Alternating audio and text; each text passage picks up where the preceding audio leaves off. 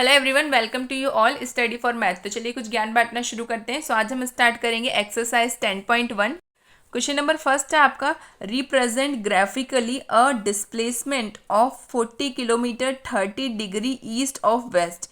East of west का मतलब है कि आपका नॉर्थ से ईस्ट की साइड में जो हमारा ग्राफ या लाइनिंग है वो ड्रॉ होगी। ओके, कितने एंगल पे? 30 डिग्री के एंगल पे हमारी नॉर्थ से ईस्ट की साइड में हमारा जो ग्राफिकली जो हमारा डिग्री होगा वो इस तरीके से ड्रॉ होगा। इतना क्लियर हो गया। अब सबसे पहले इसको ग्राफिकली हम समझ लेते हैं। तो यहाँ पे हमने ड्रॉ किया है, आपको पता है यहाँ पे नॉर्थ होता है, यहाँ पे साउथ होता है, ईस्ट उसके अपोजिट में क्या रहता है? वेस्ट। इतना क्लियर ही है आपको। अब यहाँ पे क्या बोला है हमें? North east of north. East of north का मीन्स क्या है? नॉर्थ से ईस्ट की साइड में। तो ईस्ट ऑफ नॉर्थ हम सबसे पहले ड्रॉ करेंगे। तो ये रहा आपका नॉर्थ। नॉर्थ से ईस्ट की साइड में मतलब इस सम डिस्टेंस पे हम बनाएंगे। सम डिस्टेंस पे क्यों? बिकॉज हमें क्या चाहिए? 30 डिग्री। अब ये नहीं है कि आप लोग बिल्कुल एकदम फिक्सली 30 डिग्री बनाने लग जाए, उसकी कोई ज़रूरत नहीं। एक रफली डायग्राम आप एज्यूम कीजिए और आप खुद सोचिए कि कितने डिस्टेंस में हमारा 30 बन सकता है। तो एक छोटे से डिस्टेंस को आप 30 लिख दीजिए। इतना क्लियर हो गया। नॉर्थ टू ईस्ट या ईस्ट टू नॉर्थ क्या होता है? अगर नॉर्थ टू ईस्ट रहता तो हम इस तरीके से यहाँ से बनाते तो क्लियर होता, बट यहाँ पे क्या है? ईस्ट ऑफ नॉर्थ है, तो यहाँ पे हम नॉर्थ से ईस्ट की साइड लेके जाएंगे। इतना सबको क्लियर हो गया। अब यहाँ पे हमें क्या चाहिए? 40 किलोमीटर। सबसे पहले हम मान लेते हैं कि यहाँ से एक जीरो से सम डिस्टेंस पे आपका क्या है? 10 किलोमीटर। उससे कुछ डिस्टेंस पे आपका क्या है? 20। उससे भी कुछ डिस्टेंस पे आपका है 30 किलोमीटर और उससे भी कुछ डिस्टेंस पे क्या रहेगा आपका? 40 किलोमीटर। इतना समझ में आ गया किस तरीके से कितने डिस्टेंस पे आपको कितना किलोमीटर रहता है। अब आप लिखिए क्या गिवन हमें क्वेश्चन में कि डिस्प्लेसमेंट जो है वो क्या है? 40 किलोमीटर है। East 30 degree east of north. 30 degree east of north हमने डायग्राम बना दिया है। यहाँ पे ओ ए जो पॉइंट है वो कहाँ पे एंड हो रहा है? 40 किलोमीटर पे ही एंड हो रहा है, तो आपका 40 किलोमीटर ही आंसर है। देखो कितना इजी था ये क्वेश्चन। अब सिमिलरली क्वेश्चन नंबर सेकंड है। क्वेश्चन नंबर सेकंड जो है वो भी काफ़ी सिंपल है। Classify the following as a scalar and vector. यहाँ पे हमें क्लासीफाई करना है कि स्केलर कौन से और वेक्टर कौन से। स्केलर क्या होता है? जिसमें मैग्नीट्यूड हो। मैग्नीट्यूड का क्या मतलब होता है? जिसमें न्यूमेरिकल वैल्यूज हो। और यहाँ पे वेक्टर, वेक्टर का मतलब क्या रहता है आपका? कि मैग्नीट्यूड भी हो, साथ ही साथ में क्या रहे? उसमें डायरेक्शंस भी हो। तो यहाँ से सबसे पहले क्या है आपका? 40 किलोमीटर। किलोमीटर क्या है आपका? वेट है। वेट क्या होता है? हमेशा स्केलर होता है, दैट्स वाई आपको क्या रहेगा? स्केलर। सेकंड देखिए 2 मीटर नॉर्थ वेस्ट। अब 2 मीटर नॉर्थ वेस्ट मतलब यहाँ पे आपको डायरेक्शन भी गिवन है और यहाँ पे क्या गिवन है? मैग्नीट्यूड भी गिवन है। तो मैग्नीट्यूड प्लस डायरेक्शन दोनों गिवन है, तो ये क्या कहला जाएगा? आपका वेक्टर कहलाएगा। थर्ड देखिए 40 डिग्री। 40 डिग्री क्या है आपका? सिर्फ और सिर्फ मैग्नीट्यूड है, कोई भी डायरेक्शन नहीं गिवन है कि आपका 40 डिग्री एंगल जो है वो एक्स एक्सिस पे बना रहा है कि वाई एक्सिस पे बना रहा है, कि एक्स एक्सिस नेगेटिव या वाई एक्सिस नेगेटिव पे बना रहा है। कौन से फेस पे, कौन सी एक्सिस पे ये हमारा 40 डिग्री बन रहा है, ये हम क्वेश्चन में नहीं गिवन है। इसका मतलब ये क्या है? स्केलर है। डायरेक्शन हमें नहीं गिवन है। नेक्स्ट देखिए, नेक्स्ट क्या है आपका? 10⁻⁹ कोलम। तो यहाँ पे ये भी क्या है आपका? स्केलर है। ठीक है। नेक्स्ट देखिए 40 वॉट। 40 वॉट मतलब ये तो पावर में है, पावर भी आपकी क्या रहती है? स्केलर रहती है, तो ये भी आपको क्या रहेगा? स्केलर। अब यहाँ पे देखिए 20 मीटर स्क्वायर। 20 मीटर स्क्वायर क्या होता है आपका? एक्सेलरेशन का, है ना? एक्सेलरेशन की ही यूनिट है ये। तो एक्सेलरेशन आपका वेक्टर होगा, बिकॉज एक्सेलरेशन किस पे डिपेंड रहता है? डिस्प्लेसमेंट। और डिस्प्लेसमेंट आपका क्या रहता है? वेक्टर रहता है, दैट्स वाई ये क्या है आपका? वेक्टर है। क्लियर हो गया क्या स्केलर है क्या वेक्टर है। अब हम देखते हैं question number third. Classify the following as scalar and vector quantity. सबसे पहला आता है आपका टाइम पीरियड, सेकंड आता है डिस्टेंस, थर्ड आता है फोर्स, फोर्थ आता है वेलोसिटी एंड फिफ्थ आता है वर्क डन। तो सबसे पहले लाइन वाइज हम सॉल्व करेंगे। टाइम पीरियड आपका मैग्नीट्यूड होता है और मैग्नीट्यूड आपका स्केलर होता है। डिस्टेंस आपका पॉजिटिव होता है। ठीक है, तो पॉजिटिव है मतलब डायरेक्शन पे डिपेंडेंट नहीं है, बिकॉज अगर डायरेक्शन पे डिपेंड होता तो पॉजिटिव और नेगेटिव दोनों कंडीशन में हमारा डिस्टेंस होता, बट डिस्टेंस तो हमेशा पॉजिटिव होता है। और अगर हमेशा पॉजिटिव है इसका मतलब वो डायरेक्शन पे डिपेंडेंट नहीं है, और डायरेक्शन पे डिपेंडेंट नहीं है इसका मतलब वो क्या है? आपका स्केलर है। अब आप लोग थर्ड देखिए फोर्स। फोर्स क्या होता है? Displacement multiply with time. Displacement multiply with time को हम क्या कहते हैं? वेक्टर। क्लियर हो गया इतना?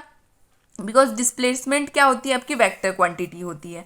अब आप देखिए वेलोसिटी। वेलोसिटी क्या होती है? Displacement upon time. अब डिस्प्लेसमेंट क्या है आपका? वेक्टर क्वांटिटी, मतलब ये ओवरऑल क्या है आपका? वेक्टर है।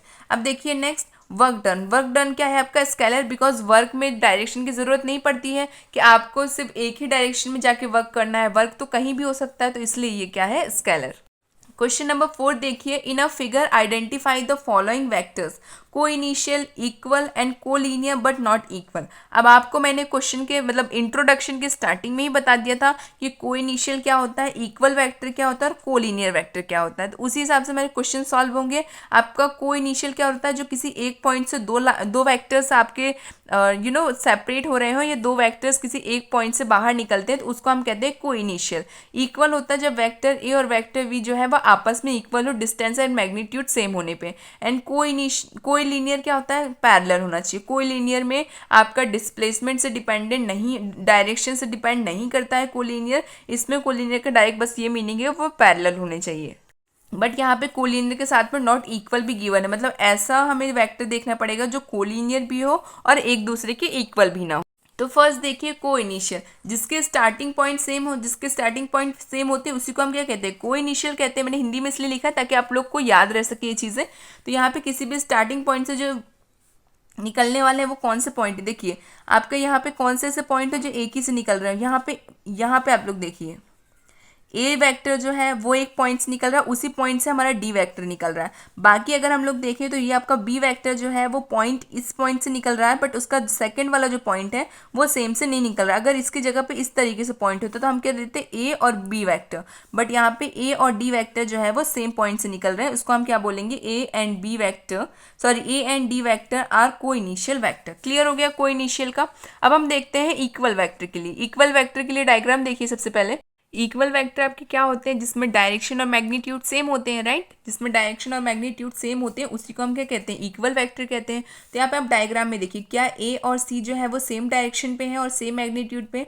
देखिए यहाँ पे इनका डिस्टेंस तो सेम हो सकता है बट इनका डायरेक्शन सेम नहीं है। सेम कैसे नहीं है, ए जो है वो राइट हैंड साइड डायरेक्शन में जा रहा है और सी जो है वो लेफ्ट हैंड साइड डायरेक्शन में जा रहा है, मतलब ए और सी जो है वो इक्वल वेक्टर नहीं है। बट डी और बी जो है वो सेम डायरेक्शन में है और सेम वैल्यू, मतलब सेम डिस्टेंस और सेम डायरेक्शन में है। इसका मीनिंग क्या है, आपका बी और डी जो है वो क्या है, आपके इक्वल वेक्टर है। तो लिख दीजिए, so B and D are equal vector. Clear हो गया इतना। अब हम थर्ड देखते हैं, ये सी है। थर्ड क्या है आपका, collinear vector but not equal. Collinear होने चाहिए लेकिन इक्वल नहीं होने चाहिए। तो दो ऐसे वेक्टर जो आपस में पैरेलल होते हैं उसको हम क्या कहते हैं, कोलिनियर वेक्टर कहते हैं। इतना क्लियर है। तो हमें दोनों चीज़ें देखनी कि एक तो वो कोलिनियर भी हो और आपस में इक्वल ना हो।